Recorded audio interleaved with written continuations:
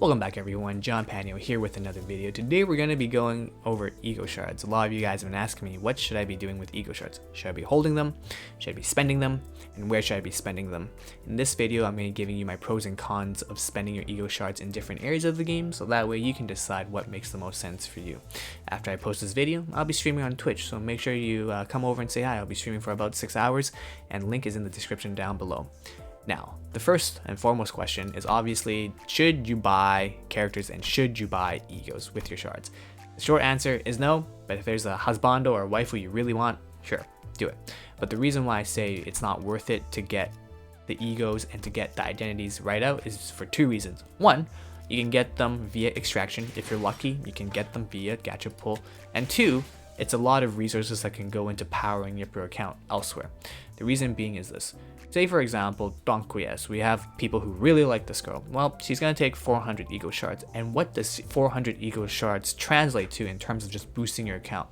Well, it translates into this. 400 ego shards can give you 4 maxed out tier 3 characters or 8 maxed out 2-star characters. The reason being is 3-star characters require a total of 100 ego shards to get them to their max tier. 20 for tier 2, 80 for tier 3. 2-star characters on the other hand require a little bit less. 10 shards for tier 2, 40 shards for tier 3. Now, using your shards is going to differ amongst whether you're a short-term thinker player, as in whether you want to progress your account in the short term faster, or whether you want to play for the long run, which is you want to have your resources matter in the long run. What do I mean by that?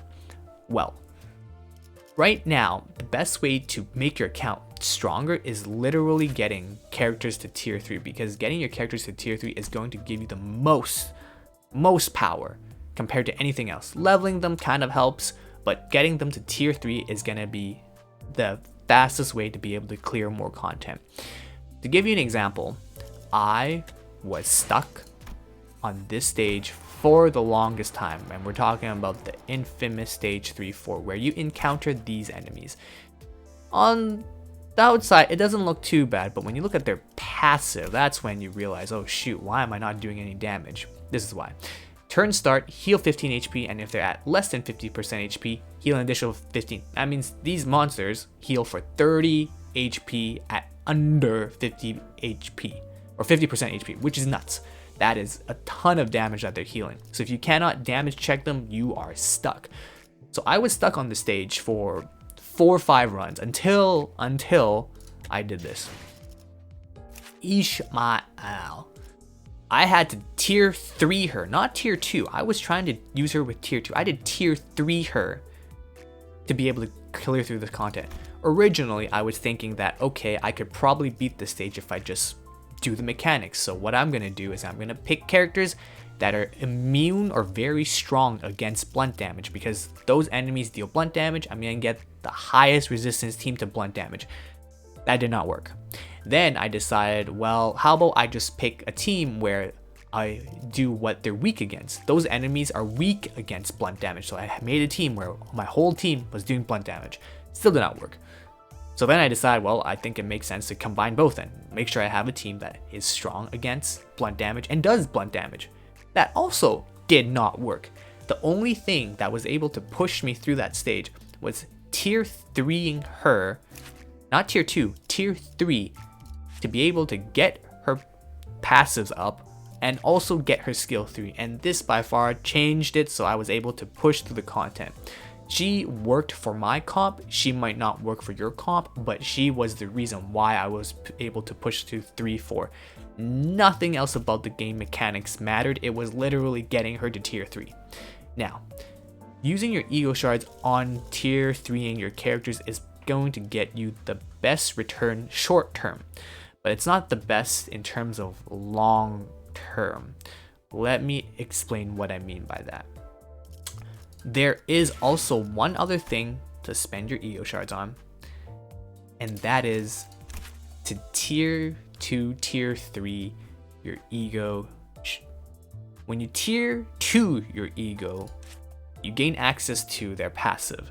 What this means is if Ishmael has this ego equipped on her, she gains the passive where on hit if the target had burn, inflict 1 burn to 3 enemies.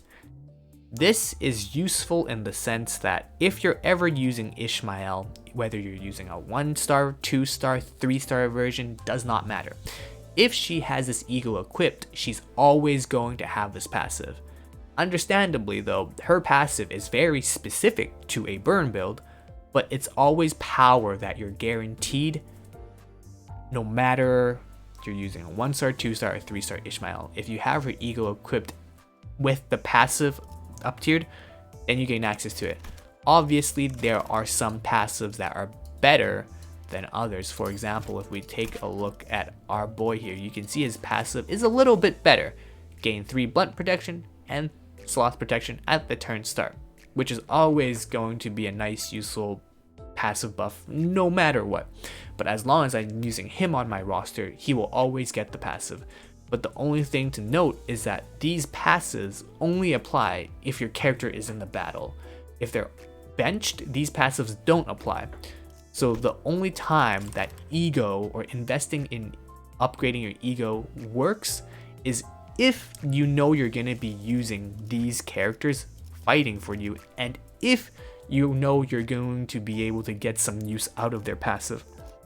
For example, if I take a look at, say, Faust's passive, you can see that she gains plus 10% damage for every negative status effect on this unit, up to 50%. So in order to get the most use out of Faust's passive, she needs to have 5 debuffs on her, and then she can do up to 50% more damage. So this is one of those situations where either you need to build a team comp around debuffing your Faust, or she only gets her debuff when she's getting hit by or she only gets her buff only when she's getting hit by debuff, which is very conditional.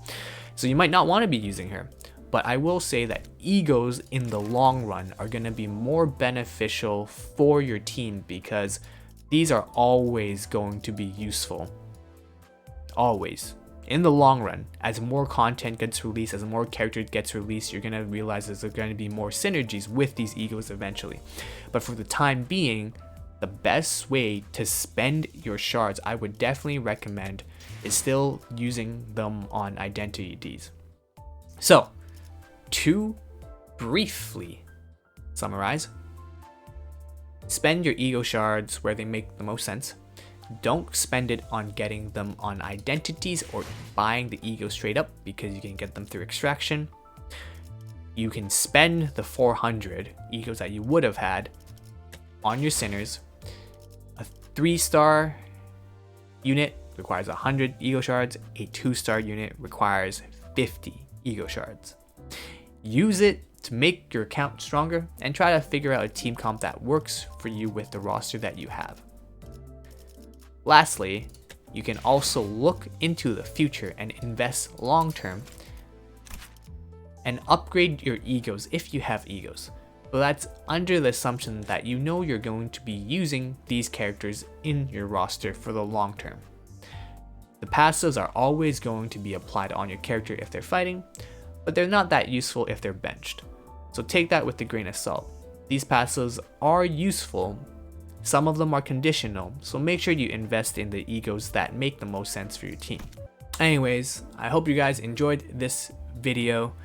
I'm going to be heading over and streaming on Twitch right now, so make sure you come over, say I'll be streaming for at least 6 hours. Anyways, John Panio signing out. The usual comments section down below if you have any questions, comments, or concerns, and let me know. I'll see you guys later. See you on Twitch. Bye for now.